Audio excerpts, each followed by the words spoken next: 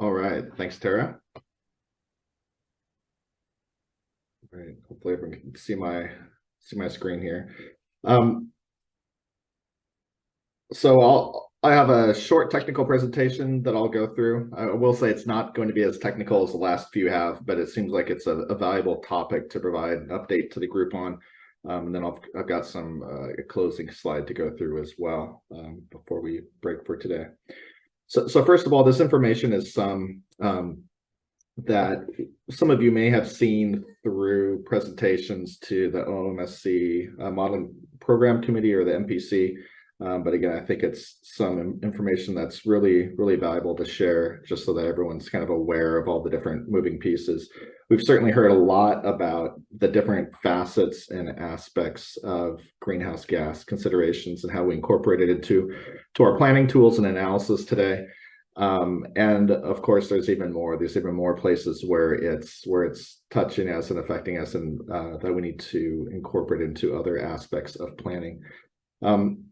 Someone earlier today, I think it was Natalie, mentioned some of the outcomes of Executive Order 2004 in early 2020.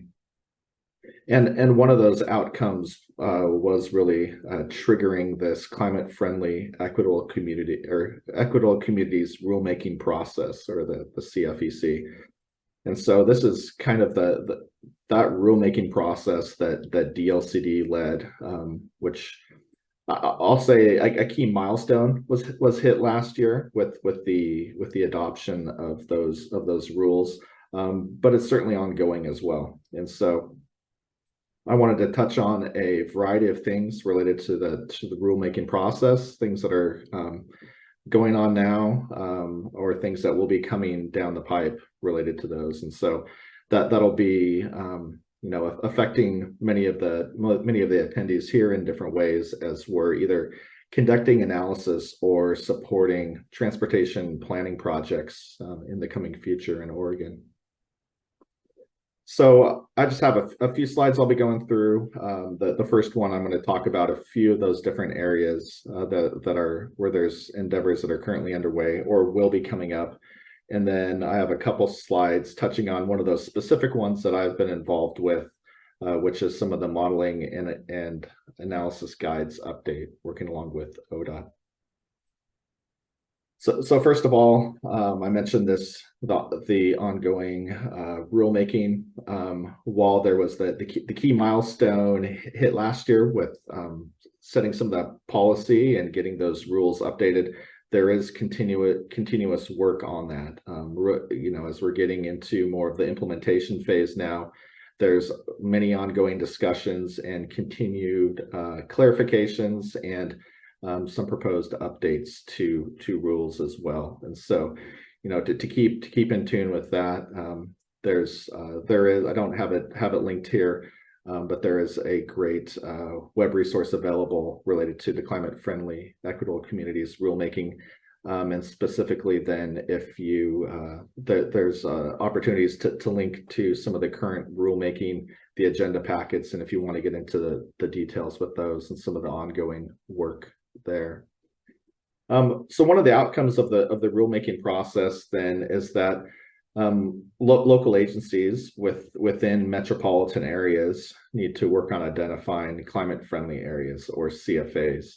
And so within the Portland region, that's a little bit different than the other metropolitan areas. Within the Portland region, there's already the established town centers and regional centers, which provide the framework for a lot of that work.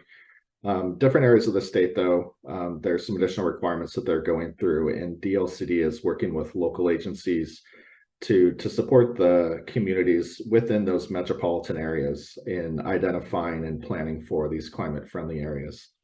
So that work's ongoing now. I believe there's another key milestone at the end of next year where there's requirements related to identifying the areas and conducting a gap analysis that those communities will be going through. So that's work that's currently underway.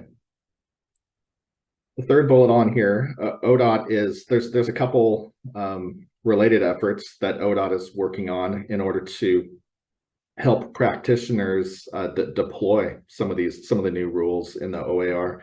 So the first one is with the ODOT planning guides update. This is related to an update to both the transportation system planning guidelines as well as the development review guidelines. And there's a consultant team working with ODOT on that. And I know that work is currently underway. And that will probably be wrapping up, I believe, in the spring of this coming spring, is I think the last update I've heard on that.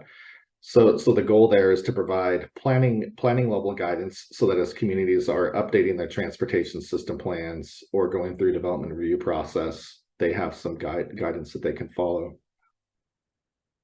The fourth bullet is one that I'll be talking a little bit more about on the coming slides. And we are currently working with ODOT on updating some of the analysis guidance. So less the high level planning and process and more of the technical analysis, the modeling tools and the procedures that are needed to deploy some of these new requirements in the OAR. And again, I'll be talking a little bit more about that in detail, so I'll keep it brief for now. The next bullet coming up related to the new OARs, a lot of that related to the planning for the climate friendly areas. The key facets are providing a transportation system that allows for transportation choices that aren't reliant on a single occupant vehicle. So making these climate friendly areas more walkable, bikeable, transit friendly, so that people have opportunities for making the travel that they need to make, but in a less impactful way. And so related to that, there's additional inventory and analysis requirements built into the OAR now. And so ODOT is going to be conducting an inventory of these various metropolitan areas and the communities that are affected by the rules. And that work will likely be starting up soon, and that's going to be an ongoing project that's going to take a while because of the lift with all the data that's being collected. So the intent there is that as the local communities are then updating their transportation system plans, there will be this new wealth of data that can be used to help understand the conditions and needs for these multimodal systems. ODOT's climate office is up to a variety of things related to the new OARs. A couple of the ones that I'll highlight is some of the scenario planning work that's going to be conducted in the Salem-Keizer area, and then also to some degree in the Eugene-Springfield area. And then there will be work establishing performance measures for the metropolitan areas across the state. And so consistency that the metropolitan areas can use to measure the progress towards achieving the climate goals that are laid out in the statewide transportation strategy. And then lastly, coming down at a later point, there's going to be transportation system plan updates that local communities will need to conduct that are within the metropolitan areas, and there'll be new aspects of analysis or planning findings that need to be made in order to align with the intent and the outcomes of the climate friendly equitable community rulemaking. And so I know ODOT's gearing up for that process, and I think that's going to be starting next year, and that will be a multi-year process as the slate of TSPs across the state are updated. So that's just a very high level look at some of the activities that are going on related to the CFEC process. That's not all of them. There's a lot of things to keep track of, but those are some of the key ones. So now I've got a couple slides. I'll talk a little bit more about one of these items that we've been involved with, which is the TPR modeling and analysis guides update. So the goal of this work is to develop planning and analysis guides for the metro areas to implement these TPR rules. And so there's a few key objectives there that are laid out. One is developing a technical process to measure and model VMT per capita.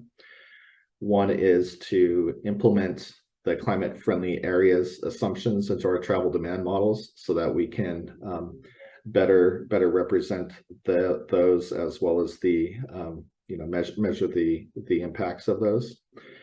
And then thirdly, it's providing or identifying some options for performance standards that local agencies can use. And so the OAR lays out 8 different objective areas, and it's trying to move away from I'd say that the pretty consistent use of either volume to capacity ratio or level of service as performance measures that are used in transportation planning decision making.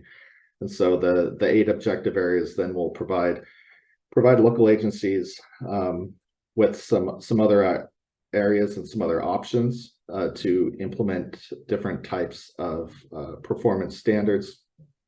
So the work that we're doing will help inform or help build a toolbox of some of those options and provide guidance on those, so that when the time comes for the local agencies to select performance standards, they have a starting point. But it's not dictating what those standards are going to be. That's still going to be a decision to be made at the local level. With the work that we're working through right now, we're using there's 3 different committees that we're reviewing the work with as we're going through this process. The Analysis Procedure Manual Users Group, some of you may be involved with that. That's a group that typically meets quarterly, and we've had a couple meetings with that group to work through and provide some updates to them, and we'll continue to do so through the remainder of this project. We've also been meeting with a work group from the OMSC, and so this is comprised of some of the regional modelers and other staff from around the state, and so that's really been our resource for getting direct feedback on some of the different ideas and needs and opportunities related to the limitations and objectives of our travel demand models. And so that's a group we've been continuing to engage. And then finally, we also have a technical advisory committee, which is comprised of folks from across the state, includes some of the local agency staff as well, to kind of round out the perspectives that we're hearing.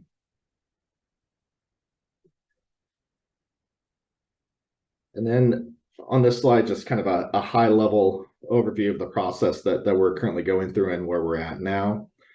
If I was to break this down into 6 key steps or major milestones, with the ultimate goal of getting to a point where we have updated technical guidance, and this updated technical guidance could come in several forms and could ultimately land in a few different locations.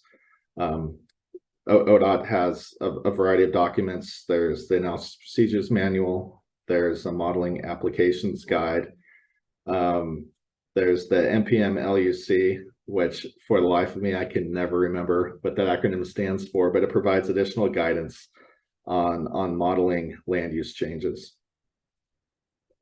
So if right now we're down on step 4, so the steps we've already been through, we've conducted a review of the CFEC analysis requirements, reviewing the new changes to the OARs and what those entail, so that we can be thinking about, from an implementation standpoint, what are the technical items we'll need to go through.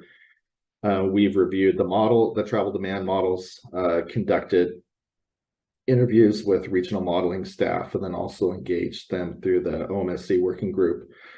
And then on step 3, we've put together a framework or a menu of some of the different knobs and inputs and facets of the travel demand modeling process that we know are affected in some way, and that we need to consider in order to be able to faithfully implement these new aspects of climate-friendly areas.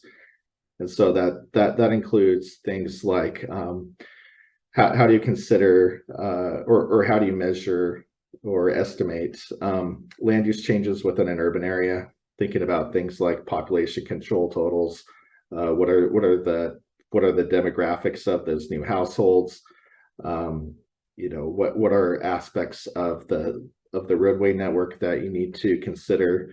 And then even outside the regional models, how can we make use of tools like the statewide model to understand travel that goes beyond the boundary of our regional models.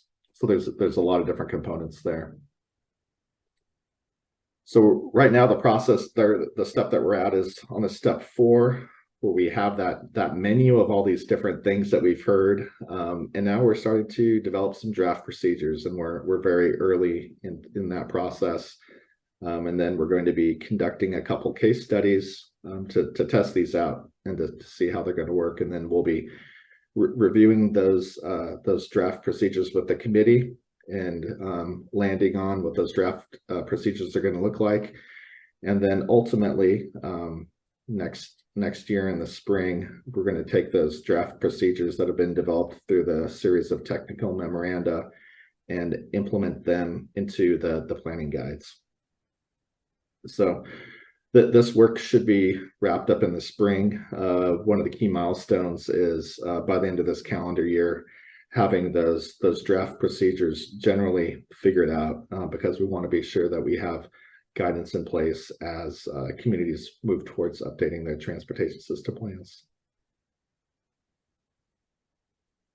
All right, so that is a really quick overview of all those different items.